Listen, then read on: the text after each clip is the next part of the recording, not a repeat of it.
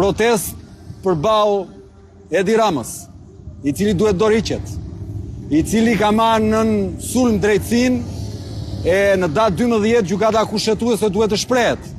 Kjo është një protestë si qytetar, i ftoj të gjithë.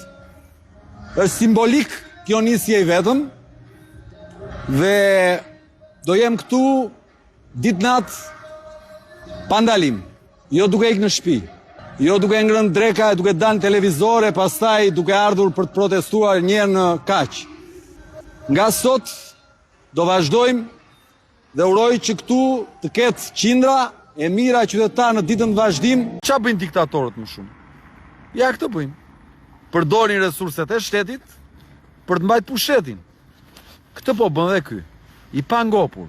Po i thot që nëse ju i thot, nuk ma ktheni mua në punë zonjën Pauku, ju na pengoni qeverisjen. Ua, po pse se shkarkon ky atë? Ta shkarkoj Belindën ky dhe të emroj një ministre e një zëvendëskryeministre tjetër.